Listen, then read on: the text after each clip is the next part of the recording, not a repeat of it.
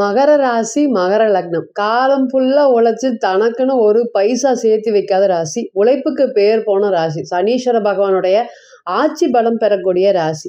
எந்த ஒரு விஷயத்தையுமே தாய் அன்போடு பார்க்கக்கூடிய ராசி. ஏங்க தாய் அன்பு சொல்றோம்? கடகம் தானங்க தாய் அன்பு ரொம்ப அதிகம்னு நம்ம கேள்விப்பட்டிருக்கோம். ஏங்க மகரத்தையும் சொல்றோம் அப்படின்னு கேட்டிங்கன்னா, எந்த ஒரு ராசியுமே ராசிக்கு 7ஆம் இடத்த பிரதிபலிக்கும். அப்ப இந்த ராசியை பொறுத்தவரை ராசிக்கு 7ஆம் அதிபதி சந்திரனா வரதுனால அந்த ராசியை இந்த ராசி பிரதிபலிக்கும். அப்போ ரொம்பவே சாஃப்ட்டுங்க. மகரத்தை கும்பத்தை கம்பேர் பண்ணும்போது கும்பம் ரொம்ப வேக்கானமா இருக்கும். ஆனா மகரம் சம்பந்தப்பட்ட விஷயங்கள் அனைத்துமே ரொம்பவே யதார்த்த தன்மையோட இருக்கும். யாரையுமே வந்து பாத்தீங்கன்னா பார்த்து பக்குவமா பேசக்கூடிய ராசி. வெளி உலகம் தெரியாத ராசி. அந்த வெளி உலகம் தெரியாதனாலேயே வாழ்க்கையில நாங்க 1000 கஷ்டப்படுறோங்க. மத்தவங்க எப்படின்னு எங்களால ஜட்ஜ் பண்ணவே முடியல. ரொம்ப பழகுறாங்க, திடீர்னு விட்டுட்டு போயிடுறாங்க. நல்லா பேசிட்டு இருக்காங்க, ஏதாவது ஒண்ணு பண்ணிட்டு போயிடுறாங்க. கடைசியில எங்களுக்கு ஏமாற்றமே தாங்க மிஞ்சுது அப்படிங்கிற மாதிரி ரொம்ப மன வருத்தப்படக்கூடிய ராசி. என்னதான் வந்து ரொம்ப கஷ்டப்பட்டாலுமே இன்னைக்குமே மத்தவங்கள அரவணைத்து செல்லக்கூடிய ராசியாக இருக்கா அப்படின்னு கேட்டிங்கன்னா, எஸ் நிச்சயமாக இருக்கு. கடைவீதிக்கு போனா தனக்குன்னு ஒண்ணு வாங்காம எப்பவுமே தன்னுடைய குடும்பத்தை ரொம்பவே வந்து பாத்தீங்கன்னா நல்லா தாங்கக்கூடிய ராசி. குடும்பத்திற்காகவே ஓடி ஓடி உழைச்சு தேஞ்சு போன ராசின்னு வச்சுக்கலாம். அந்த அளவுக்கு வந்து பாத்தீங்கன்னா எனக்கு குடும்பத்தை தவிர்த்து என்னோட வாழ்க்கையில எதுவுமே தெரியல. காலையில வருவேன், சாப்பிடுவேன், மதியானம் வந்து பாத்தீங்கன்னா இருப்பேன், சாப்பிடுவேன், நைட்டு வந்து வீட்டுக்கு வந்துட்டு வீட்டிலேயே இருந்துருவேன். இதுதான் நான் பண்ணிட்டு இருக்கேன். காலங்காலமா இதை பண்ணிட்டு இருக்கேன். இந்த வெளி உலகம் அப்படிங்கிறதே யார் என்ன பண்றாங்க, என்ன வாங்குறாங்க, என்ன போறாங்கன்னு நான் பெருசாவே கண்டுக்கவே மாட்டேங்க.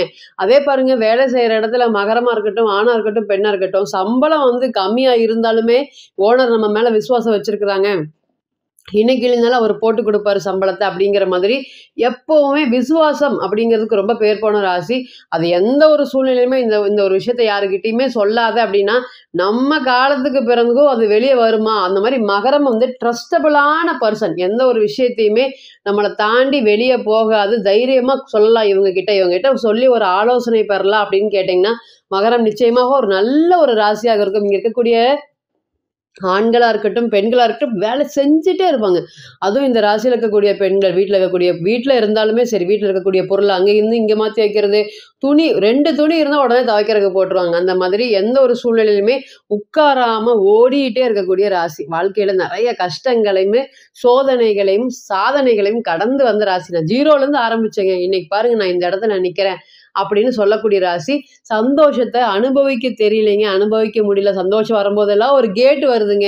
நான் வந்து சந்தோஷப்படும் போதெல்லாம் ஒரு பிரச்சனைகள் வந்து கடவுள் என்கிட்ட காமிச்சிட்டு போயிடுறாரு. ஆனா பிரச்சனைகள் சீக்கிரம் தீந்துருது, அது வேற விஷயம். நிறைய பேருக்கு வாழ்க்கையில பிரச்சனைகள் தீராமையே இருக்கு. ஆனா இன்னைக்குலாமே எனக்கு தீந்துருதுங்க. இருந்தாலும் இன்னும் கொஞ்சம் சம்பாத்தியம் பண்ணியிருக்கலாம், இன்னும் கொஞ்சம் பணத்தை சேமித்திருக்கலாம் அப்படிங்கிற புத்தி கூர்மை, தைரியம் இன்னைக்கு இல்லாம போயிருச்சுங்க. எந்த ஒரு சூழ்நிலையிலுமே அடுத்தவன நம்பி, நம்பி, நம்பி வாழ்ந்துட்டு இருக்கிற மாதிரி இருக்கு. நான் முயற்சி பண்ணுனா, எஃபர்ட்ஸ் போட்டா எதுவுமே நடக்கவே மாட்டேங்குது.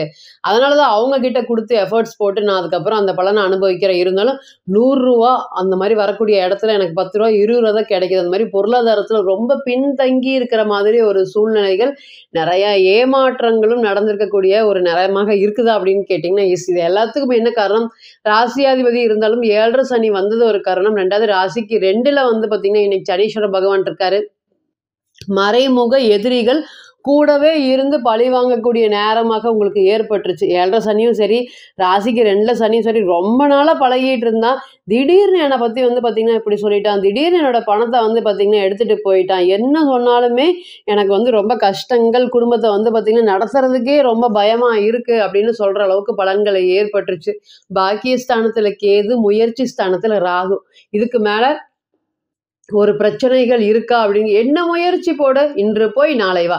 என்ன ஒரு விஷயம் பண்ணு, இன்னைக்கு இல்ல நாளைக்கு தான் அப்படிங்கிற மாதிரி ரொம்ப மன வருத்தப்படுறீங்களா அப்படின்னு கேட்டிங்கன்னா, எஸ் நிச்சயமா வருத்தப்படுறீங்க. எல்லார் மாரியும் நமக்கு ஏங்க வாழ்க்கை கிடைக்காம போயிருச்சுன்னு என்னைக்குமே நீங்க அனுதாபப்பட்டதில்ல. ஆனா இன்னைக்கு பட வேண்டிய ஒரு சூழ்நிலைகள் ரொம்பவே மன வருத்தத்தோட இருக்கீங்க. இந்த ஒரு சூழ்நிலையில இனிமேல் வரக்கூடிய இந்த தன்மானம், கௌரவம் இழந்ததை மீட்டெடுக்கக்கூடிய காலமெல்லாம் எப்பொழுது வரும் அப்படிங்கிற மாதிரி ஒரு நேரம் இருக்கு. நிச்சயமாக அது நல்லது நடக்கிறதுக்கு காத்துட்டு இருக்கா அப்படின்னு கேட்டிங்கன்னா, எஸ். இது 7 சனி காலம் ஏறக்குறைய உங்களுக்கு முடிய போகுது. ராசிக்கு சனி 3ஆம் இடத்துக்கு போறாரு. அங்க ராகுவோட சேரக்கூடிய சனி, ராகு கிரக சேர்க்கைகள் பலன்கள் இந்த மகர ராசி மற்றும் மகர லக்னத்திற்கு எப்படி இருக்க போகுது? முயற்சி ஸ்தானத்துல சனீஸ்வர பகவான் போகும்போது நம்மளோட முயற்சிகள் ரொம்ப ஸ்ட்ராங்கா வலிமையா இருக்கும். இத்தனை நாளா நம்ம ஒரு விஷயத்த அடுத்த ஸ்டெப் எடுத்து வைக்கிறதுக்கு ரொம்பவே தடுமாறிட்டு இருப்பாங்க. இந்த கால் வந்து எடுத்து வைக்கலாமா? வேண்டாமா? பின்னாடி போயிடலாமா? இருக்கிறதவே காப்பாத்திக்கலாமா? இருந்தாலும் அடுத்தவங்கள கம்பேரிசன் பண்ணும்போது நம்ம வேலைன்னு வேலையை நோக்கி ஓடிட்டே இருக்கிற மாதிரி இருக்கு. நிறைய விஷயங்கள் பாதிப்படைஞ்சிருக்கு. அது எல்லாமே இனி சரி செய்யுமா அப்படின்னு கேட்டிங்கன்னா, ஒரே நிமிஷம் உட்கார்ந்து ப்ரே பண்ணிக்கோங்க. ஓம் சனீஸ்வர பகவானே போற்றி போற்றி. அவர் என்னதான் 7 சனி கொடுத்தாலும் ராசியாதிபதி. பொதுவா ஒரு ராசியை பொறுத்தவரையும் வந்து பார்த்தீங்கன்னா, ஒரு கிரகத்தை பொறுத்தவரையும் எந்த ஒரு கிரகம் பலவீனமா இருந்தாலும் ராசியாதிபதி பலமா இருக்கணும். அப்படி இருந்து லக்னாதிபதியும் பலமாயிட்டா எவ்வளோ பிரச்சனைகள் வந்தாலுமே நம்ம அதை தாண்டி வாழ்க்கையில வெற்றி பெறக்கூடிய, ஜெயிக்கக்கூடிய அமைப்பு நிச்சயமாக இருக்கும். தோண்டு துவராம ஒரு விஷயத்த துவண்டு அதை உட்காந்து செய்ய முடியல அப்படின்னு வருத்தப்படுறதுக்கு ராசியாதிபதி லக்னாதிபதி இருந்தா அதை நம்ம ஜெயிக்கிறோமோ இல்லை நம்ம முயற்சியாவது பண்ணலாம், எஃபர்ட்ஸாவது போடலாம் அப்படிங்கிற ஒரு சூழ்நிலை கொடுக்கும். இந்த நேரம் 3ஆம் இடத்துல இருக்கிறதுனால சனி மற்றும் ராகு கிரக சேர்க்கை இருக்கிறதுனால ஒரு விஷயத்த 2-3 வாட்டி செய்யறேன், வேலை சம்பந்தப்பட்ட விஷயத்துல கடுமையான தொந்தரவுகளை அனுபவிக்கிறேன், எனக்கு ஏத்த மாதிரி வேலை கிடைக்கல, நான் நல்ல குவாலிஃபையா இருக்கேன், அதுக்கு ஏத்த மாதிரி இல்லை, ஏதோ ஏனோ தானோன்னு இதுல வேலை கிடைக்கலன்னு நான் வருத்தப்பட்டுட்டு இருக்கேன் அப்படின்னு சொல்லக்கூடிய நபர்கள் அனைவருக்குமே இந்த டிரான்சிட்டோடைய காலம் ஒரு நல்ல ஒரு யோகமான காலமா இருக்க போது. புதிய வேலை வாய்ப்புகள் சம்பந்தப்பட்ட விஷயங்கள் அனைத்திற்குமே ஒரு நேரம். அதே போல 5ஆம் அதிபதி 3ஆம் பாவத்தோடு சம்மந்தப்படுறாரு. என்னுடைய குழந்தையா இருக்கட்டும், அதாவது மகனா இருக்கட்டும், மகளா இருக்கட்டும், வேலைக்கு தொலாவிட்டு இருக்காங்க, முயற்சி பண்ணிட்டு இருக்காங்க. 5 இன்டர்வியூ 6 இன்டர்வியூ வரையும் போறாங்க, ஜெயிக்க முடியல, வாழ்க்கையில ரொம்ப கஷ்டமா இருக்குது. இந்த குழந்தை வேலைக்கு போனதுக்கப்புறம் எந்த ஒரு ப்ராப்ளமும் வராது அப்படிங்கிற மாதிரி நாங்க நினைக்கிறோம். இனி வரக்கூடிய காலங்கள்ல இது சார்ந்த ஒரு வெற்றி அப்படிங்கிறது ஏற்படுத்தி தருமா? எங்களுக்கு நினைச்ச மாதிரி வேலை கிடைக்குமா? அப்படிங்கிற மாதிரியான கேள்விகளுக்கு எஸ், கண்டிப்பாக கிடைக்க போகுது. உங்களோட குவாலிஃபிகேஷனுக்கு ஏத்த மாதிரி நீங்க தொலாவி மகிழ்ச்சியா சந்தோஷப்படக்கூடிய கிட்டத்தட்ட 5 இன்டர்வியூ 6 இன்டர்வியூ போற கடைசி நேரத்துல வந்து பார்த்தீங்கன்னா, ஏதோ ஒரு சொல்லி அனுப்பிடுறாங்க. இந்த மாதிரியே போயிட்டு இருக்கு. எதுவுமே எங்களுக்கு நல்லது நடக்காது அப்படின்னு நிறைய விஷயங்கள் பாதிப்படைஞ்ச விஷயங்கள் எல்லாமே இனி சரி செய்யறதுக்கு தான் சனீஸ்வர பகவான் மற்றும் ராகுவ பகவானுடைய இணைவு ஏற்பட்டிருக்கு. அதனால வேலை சம்பந்தப்பட்ட விஷயங்களும் சரி, தொழில் சம்பந்தப்பட்ட விஷயங்களும் சரி, ரொம்பவே நல்ல ஒரு யோகமான பலன்களை கொடுக்கறதுக்கு காத்துட்டு இருக்கு. அதே போல 3ஆம் இடம் அப்படிங்கிறது பலமா இருக்கு. அப்ப இந்த நேரத்துல மகர ராசி பிறந்த மகர லக்னத்துல பிறந்த நபர்கள் அனைவருக்குமே இளைய சகோதரன் சார்ந்த விஷயங்கள்ல ஒரு பெரிய அளவுக்கு ஒரு நன்மை நடக்க காத்துட்டு இருக்கு. என்னுடைய சேர்ந்து தொழில் பண்ணலாம் வா, நீ வந்து எத்தனை நாளைக்கு இப்படியே இருக்க, நான் பண்ணியிருக்கக்கூடிய தொழில் நல்லா இருக்குது, நீயும் வந்து அதில் பார்ட்னராக சேர்ந்துக்கோ அப்படின்னு இளைய சகோதரனோ சகோதரியோ சார்ந்த ஆதரவு, அவங்கனால உங்களுடைய பொருளாதாரம் சம்பந்தப்பட்ட உயர்வுகள் அனைத்திற்குமே இந்த டிரான்சிட் வந்து ஒரு நல்ல ஒரு யோகமான நேரமாக கண்டிப்பாக இருக்கும். அதே போல் 3ஆம் அதிபதி வந்து பார்த்திங்கன்னா இந்த ராசியை பொறுத்தவரை நல்லா பரிவர்த்தனையாகி பலமாகறதுனால தம்பியா இருக்கட்டும், தங்கச்சியா இருக்கட்டும், இந்த ராசியில பிறந்தவங்களோட தம்பி தங்கச்சிகளுக்கு கல்யாணம் சம்பந்தப்பட்ட சுப நிகழ்ச்சிகள் திடீர்னு ஃபிக்ஸ் ஆகுது, பேசிட்டே இருந்தோம், பார்த்துட்டே இருந்தோம், திடீர்னு ஓகே ஆயிடுச்சு அப்படின்னு சொல்லக்கூடிய பலன்களை அள்ளி கொடுக்க போறாரு குரு பகவானும் சரி, சுக்கிர பகவானும் சரி. அதே போல இந்த ராசியை பொறுத்தவரையும் புதுசா தொழில் தொடங்கலான் இருக்கேன், இந்த நேரம் சப்போர்ட் பண்ணுமா? என்னைக்குமே சனீஸ்வர பகவான் முயற்சி ஸ்தானத்துக்கு போகும்போது நம்மளோட முயற்சி ரொம்பவே பலப்படும். இது இல்லை அடுத்தது என்னன்னு போவீங்க. இப்ப இல்லைனாலும் சனி பெயர்ச்சிக்கு அப்புறம் நிச்சயமா இது சார்ந்த விஷயத்துல முயற்சிகள் கடுமையாக மேற்கொள்ள போறீங்க.